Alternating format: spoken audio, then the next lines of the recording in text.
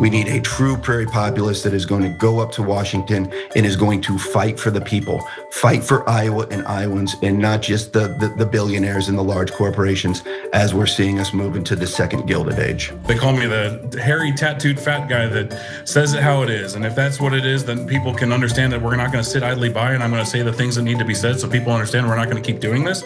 And then that's the way I'm going to fight. All right, now we got a very special episode of The Revolution for you guys. So what we're trying to do is bring on folks who believe that the system needs to change. And in this case, we've got two Senate candidates in Iowa, both Democrats who are left-wing populists. And so we want to talk to both of them back to back. This is not a debate, it's a discussion.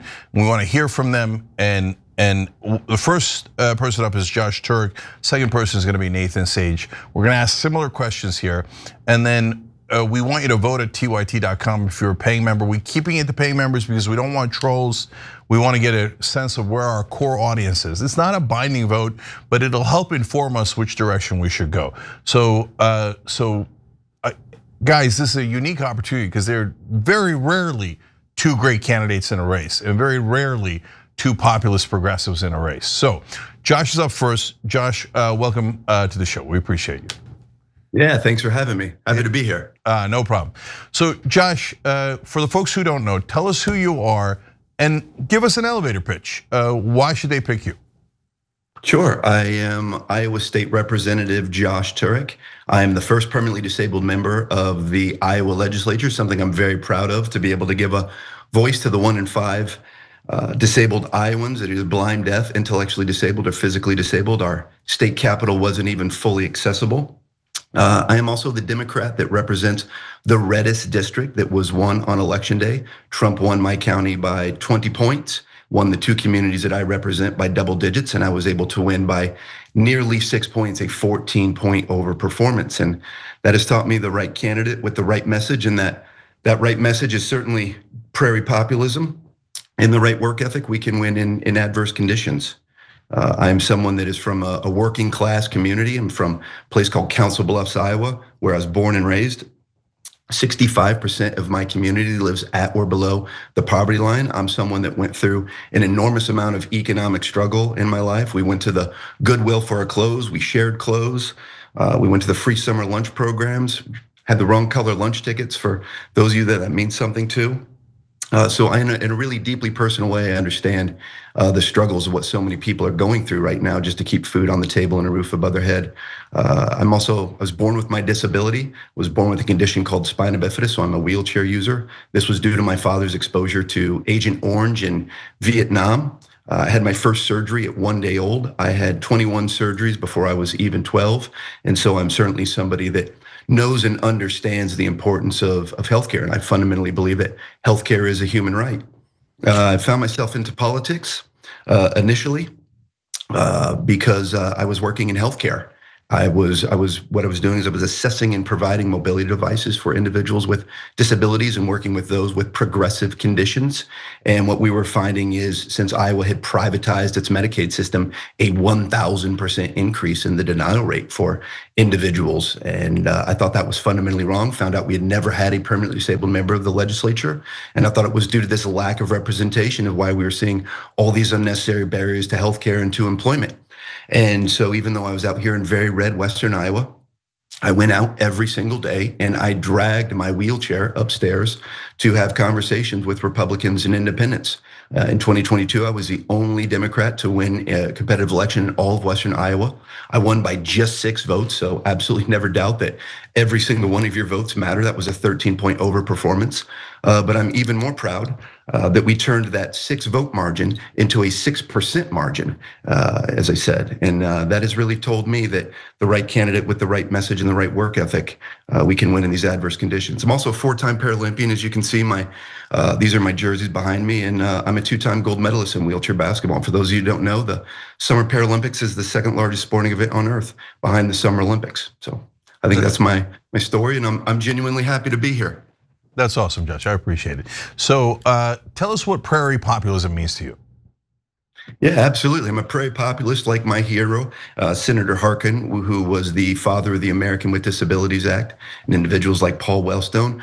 Prairie populism is fighting for the middle class. It's fighting for working families.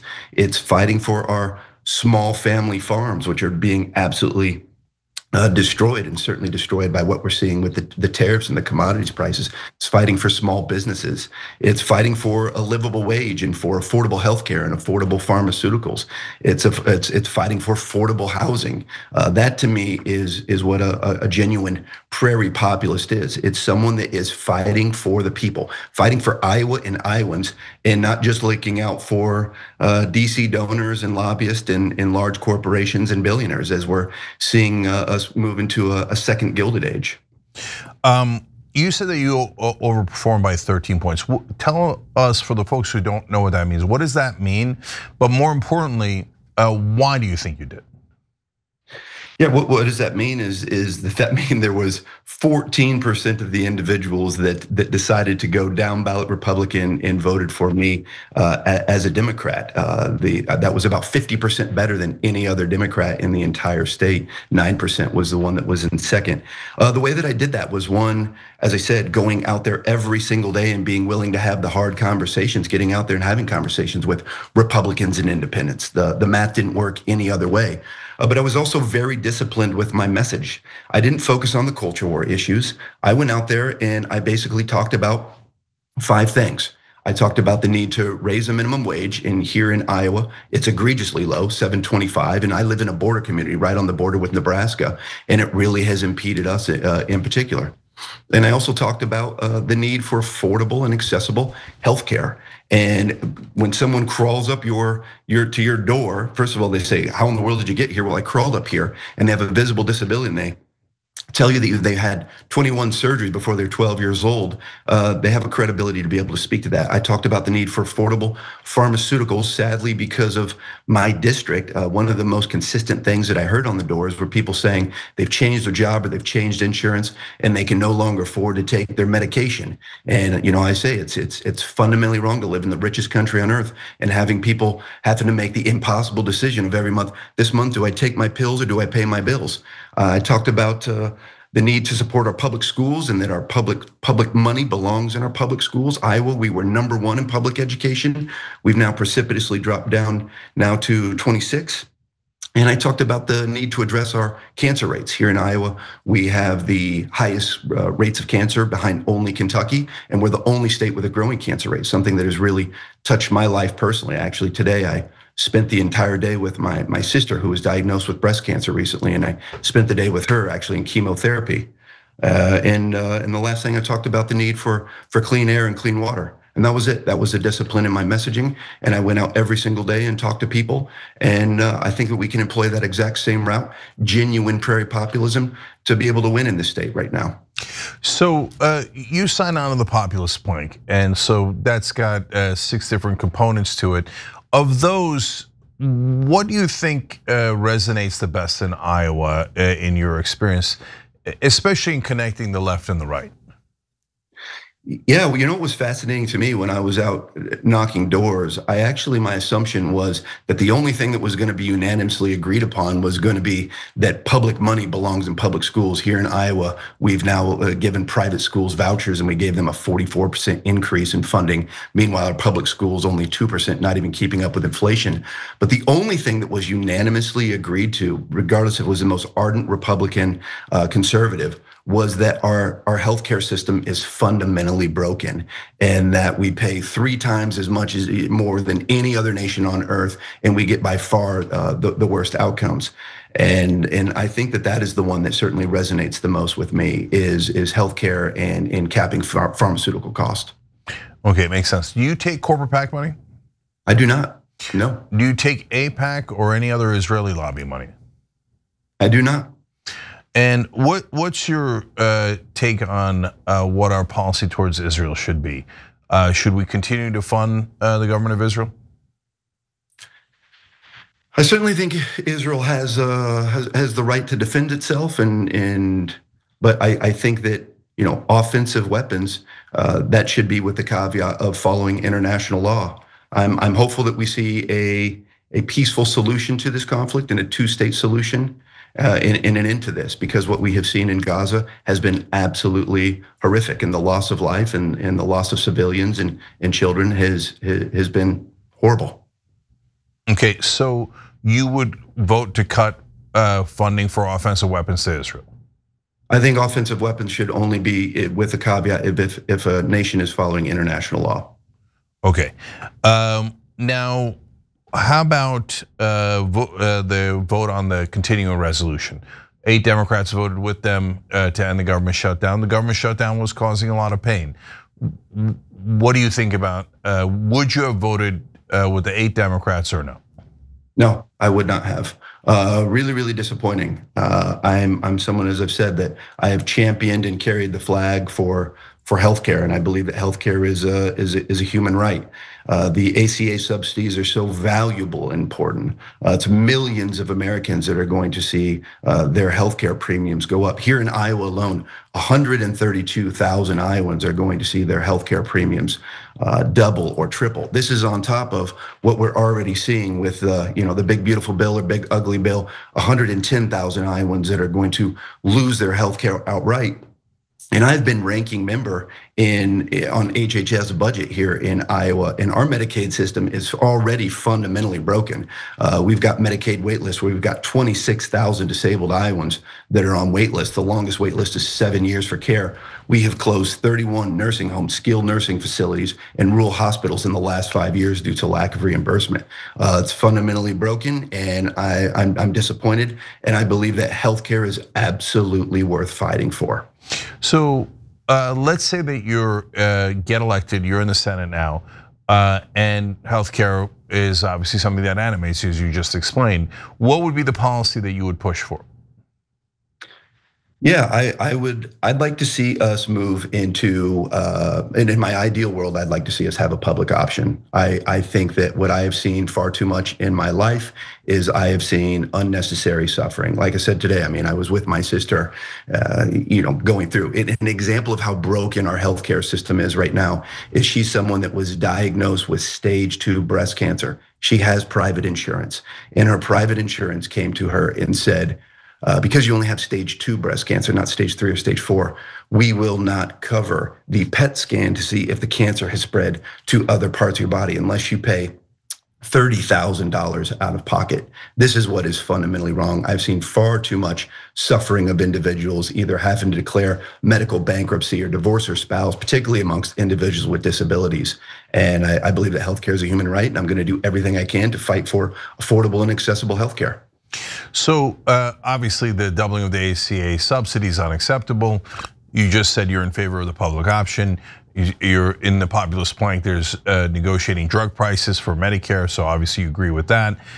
So the only thing that's left, I think, I mean, there's 1,000 things left in healthcare, but universal healthcare. So are you in favor of that or no?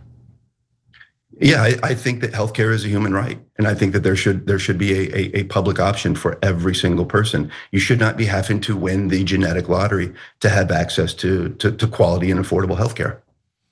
Okay, and last thing, Josh, is so you're a state representative. You've got the backing of some folks within the party, but you also have the backing of populists like J.D. Scholten, who Rebellion PAC had endorsed earlier and was in the race earlier. He got out and backed you.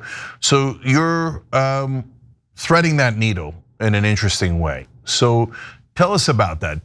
How do you thread the needle? How do you balance, the more traditional people in the party versus the prairie populists? I mean, honestly, I'm just being who I am. I'm going out there, and every single day I'm working as hard as I can. So this is a lot of long days and a lot of late nights. We are traveling this state. We are getting in front of people over and over and over. I mean, there's a lot of excitement, a lot of enthusiasm happening here in Iowa. And what I'm talking about is I'm talking about this populist message, what I'm talking to you about. I'm going out there and I'm saying I'm the candidate that is going to work for you, like we had with Senator Tom Harkin, working for the people, working for the middle class, driving down cost, making sure we've got a livable wage, making sure we've got affordable housing, driving out private equity out of our, as I've done at the state legislature, run a bill for a 5-year moratorium on private equity being able to buy single family homes, and doing something about healthcare and pharmaceuticals in our public schools, and making sure everyone has access to clean air and clean water. And that is the message is applying, and it is resonating with people. We are winning rooms. And what we are seeing all over Iowa, not just in urban areas, but in rural areas particularly, because they're upside down with what Trump has done to them with the tariffs and with the commodities prices. We are seeing independents, Republicans, and Democrats that are turning out and saying, Iowa needs a change and the country needs a change. And even people that will say they're Republicans, we have proudly voted for Trump. We've voted for Grassley, we voted for Ernst, but not for this level of naked corruption, not for the erosion of democracy, not for cutting people's health care and food assistance just to give tax breaks to billionaires. And this is really a generational opportunity for us to be able to win here in Iowa. This is the first time since 1968 that we have an open Senate race and an open governor's race, and we have 2 open congressional races. In Trump's first midterm, we won 3 of the 4 congressional seats, and we can do that again. Iowa's going to be the center of the political universe in 2026, and I believe that I am the candidate with the message and the work ethic to be able to win back Senator Harkin's seat back and change our country. Quick follow-up to that, Josh, because where the rubber hits the road is when it comes to votes, right? So you're in the Senate, and obviously if you won, that means the Democratic Party helped you, and right now, there are folks like Chuck Schumer saying that you might be the right guy, right? And so, and they're probably going to give you money in the general election. That's what happens with every candidate, not related to Josh, right? So you can't just, take them on 100%, presumably, right? On the other hand, in our experience, Democratic leadership has not been altogether that sage, to put it mildly, and has not really tried to help the average guy. Certainly wouldn't call them prairie populists, right? So how can the voters know that you're going to vote with them and not with leadership if leadership says, no, Josh, you don't understand, or this or that, and we helped you, and it is what it is, and not even nefarious way, just, hey, no, it is our judgment based on our experience here that it's gonna help the Democratic Party if you vote this way. And you have a sense that, and the progressives say the opposite, or the populists or the outsiders say the opposite. And look, if you know which way the voters are going, I assume you would go with the voters, right? So, or even if you weren't going to, you would say that, any person would, right? But how can they know now though, which side you would choose in that critical situation? I think that the best indicator of future success in life is looking at previous success or previous examples. And I think you only need to look at my work in the Iowa legislature, where I have sponsored over 50 bills to work on things like raising a minimum wage, getting private equity out, to drive down affordable housing, everything that I've done on Medicaid reform and making healthcare more affordable and more accessible to individuals. I've put my money where my mouth is on this. I'm not taking any corporate PAC money. I'm beholden to no one and no group, no organization. I am doing this. I am someone that has gone through legitimate hardships and legitimate economic struggle and healthcare struggles. I know who I am. I'm not going to certainly change if I get up there to DC. I'm not doing this to get my name in lights or to get wealthy. I am doing this because we once again in Iowa, like we had for 30 years with Senator Tom Harkin, we need a true prairie populist that is going to go up to Washington and is going to fight for the people, fight for Iowa and Iowans, and not just the billionaires and the large corporations, as we're seeing us move into the second Gilded Age. Yeah, and I will back up that he did introduce a bill banning private equity from buying residential real estate, and that was before the populist plank, not afterwards. So Josh was already there. All right, Iowa State Representative Josh Turek running for Senate in Iowa.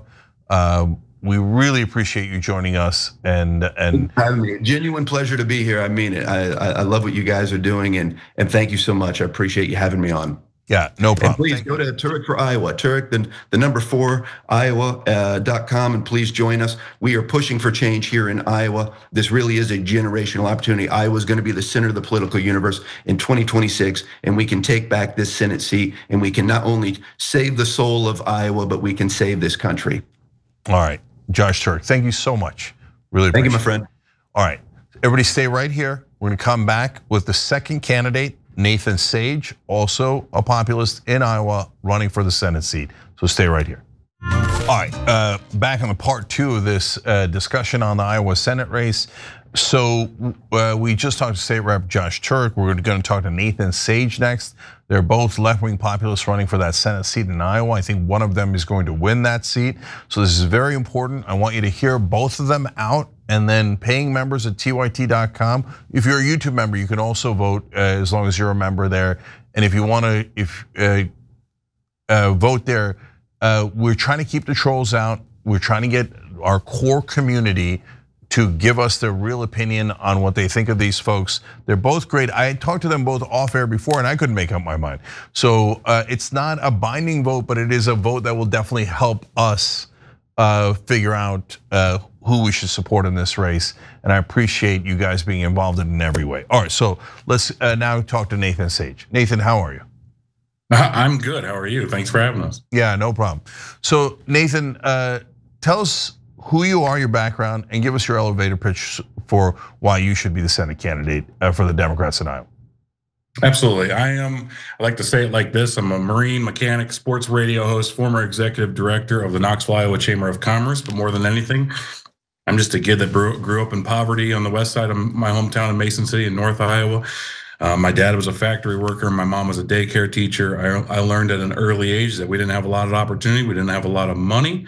Like I had to boil water on my stove when I was 14 years old to be able to give myself a bath because we couldn't afford to get the water heater fixed. So for me, I knew education and the idea of going to college was something out of the realm of possibility for me. And 9/11 happened when I was a junior in high school and just pushed me towards the military. My dad was a Air Force veteran, so I joined the Marine Corps as soon as I could. When I was 17 years old, went to boot camp in 18, and went to Iraq for the first time when I was 19. Went to Iraq in 2004 and 2006, got out for a little while, went up to Mason City. I went back to Mason City, was a mechanic, like I said, joined the Army, and I got stationed at Fort Riley, Kansas, and sent to Iraq again. And when I came back, I finally realized that I got a GI Bill. I got a way to give myself an education. I did. I got the first person in my family to graduate a 4-year college. Got a degree in journalism, mass communication with a minor in leadership.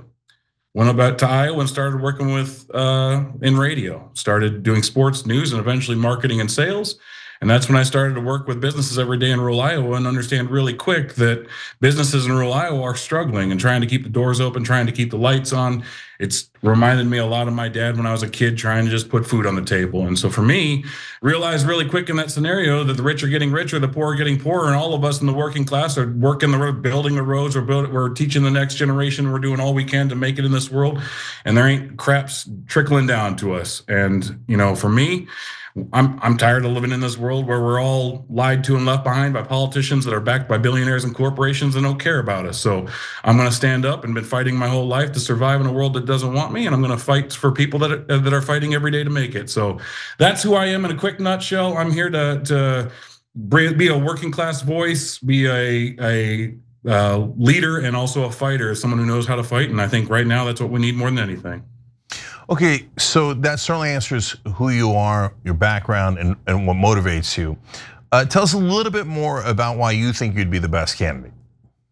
Because at the end of the day, I grew up in poverty, and my friends, my family, where I come from, working class, we don't have this chance. We don't have this opportunity. We don't get a lot of time to stand up and fight for what we believe in. And right now I have this opportunity to be a voice for a lot of people that don't have a voice.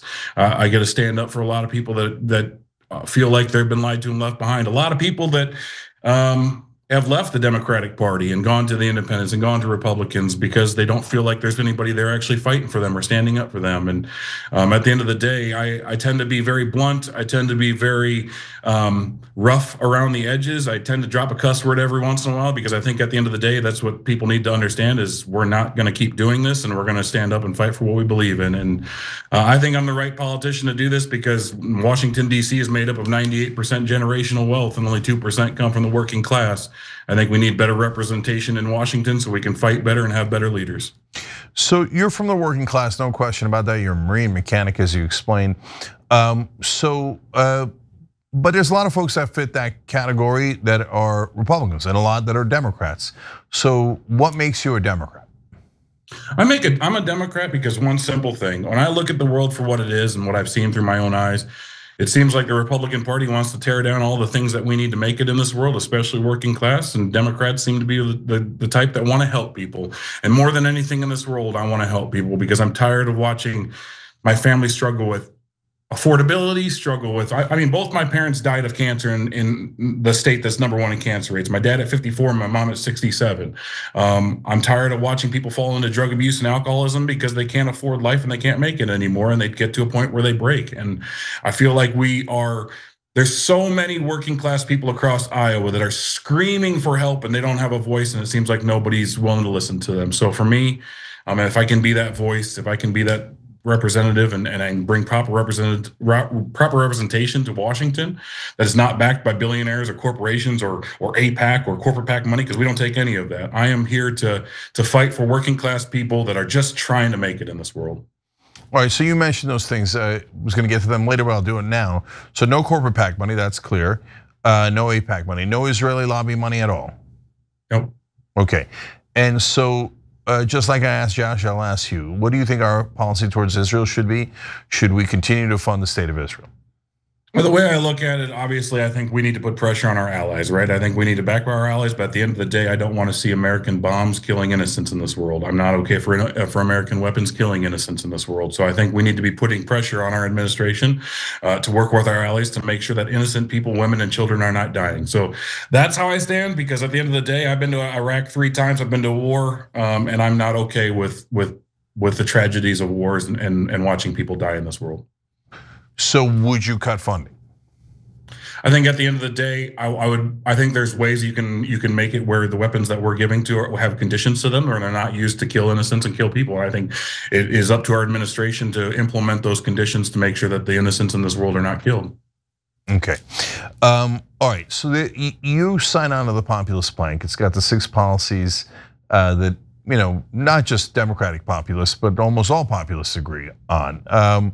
So of those, what do you prioritize, and what do you think is resonating the best in Iowa? I think, it's affordability across the board is what is affecting everybody in Iowa. And I think raising wages raising the federal minimum wage, raising a livable wage for people is something. We just talked to food banks just last week, obviously with the issues with SNAP and the government shutdown and how things were going.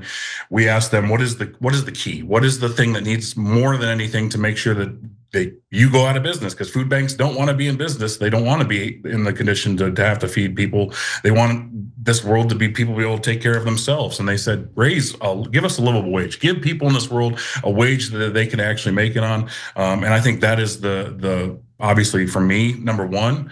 But I also, the cost of healthcare, we got to make healthcare affordable for people in this world. And there's a lot of people that we've talked to after our 99 county tour that are very worried about the cuts to Medicaid. They're worried about this big bullcrap bill. They're worried about, what's going to happen to the rural hospitals and how that's going to affect them when they start closing down in those rural communities. So I think for me, affordability across the board is something that we are seeing, because I tell everybody we've done a 99 county tour that's come out, they've said either 2 things. They're very scared of the world we're in or very angry about the world we're in. And we need to do something, and we need real fighters in Washington, real leaders in Washington. So you mentioned healthcare there. So tell us what your policy proposals would be on healthcare and what you would fight for if you make it into the Senate on that issue. Well, I think when I look at it, one thing that I always talk about are these pharmaceutical benefit managers that are literally the leech on the system. It's $518 billion industry, I believe, that is a leech between government and our pharmaceutical companies that dictate the price of our pharmacies, our pharmaceuticals. And then we have an aging population in Iowa. We're one of the oldest populations, and our people, they need their prescriptions to make it in this world and to have a chance to live. So I think making where prescription drugs are not as costly as what it is, and making it affordable for people and getting that leaching system, the pharmaceutical benefit managers that are leeching off our system out of our system, is the way to go to start lowering the cost of especially when it comes to our prescription drugs and healthcare.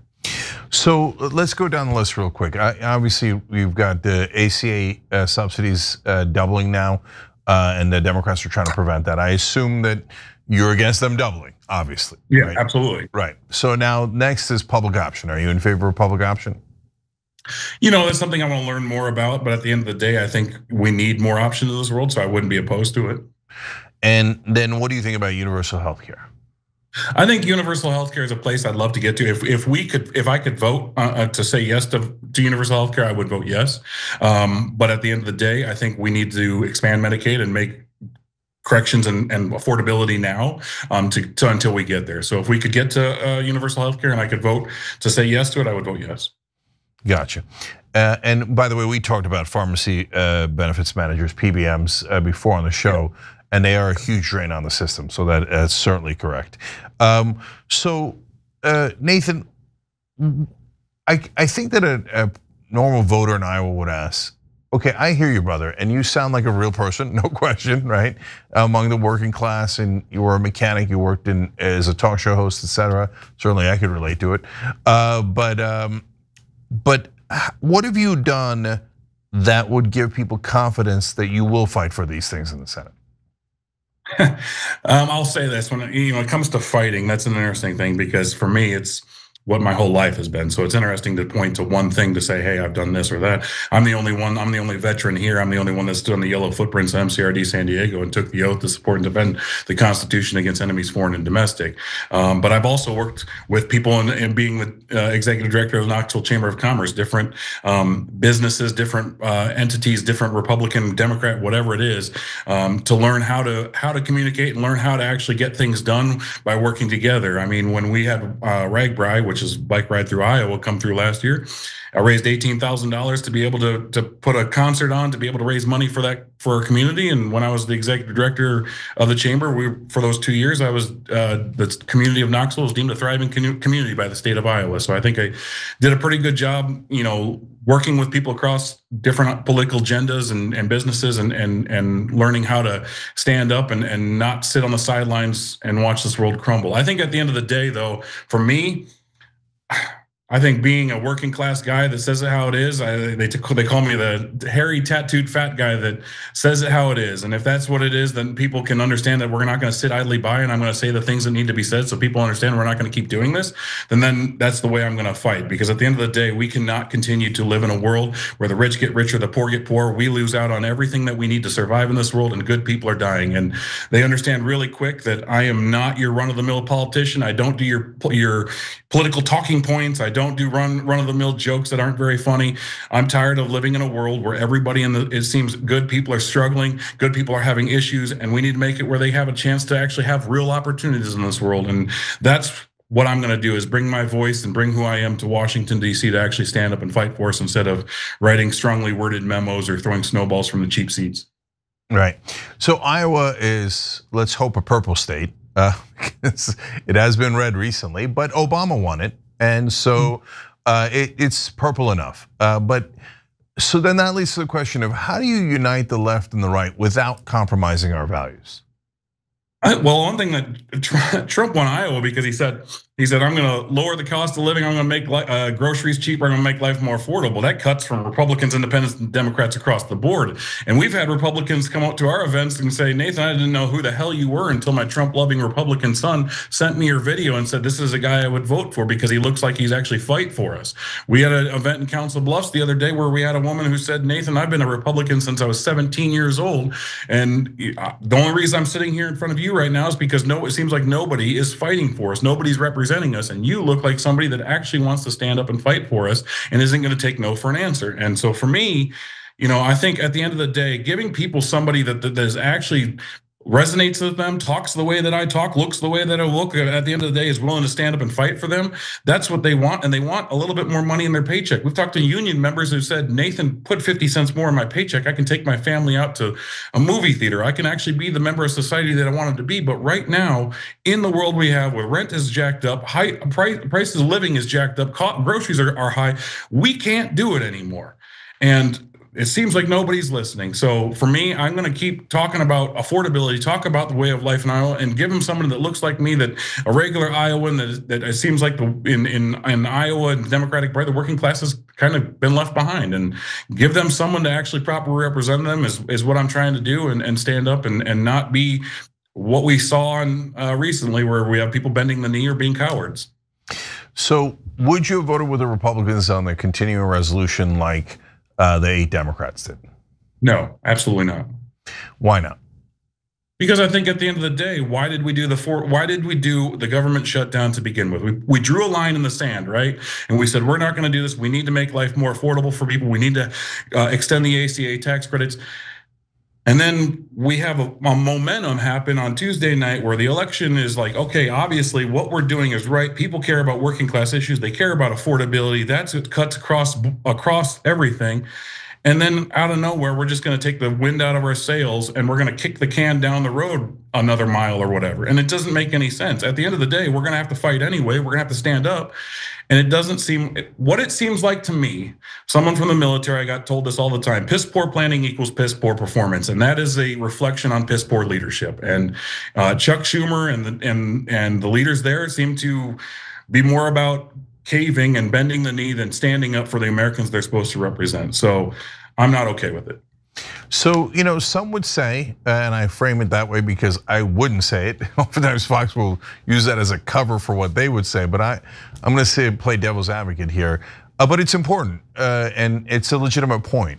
Some would say, yeah, but Nathan, you got to work with the party in some way, right? And so if you're pissing off leadership, then they might not be prone to let you introduce bills, et cetera. So how do you thread that needle?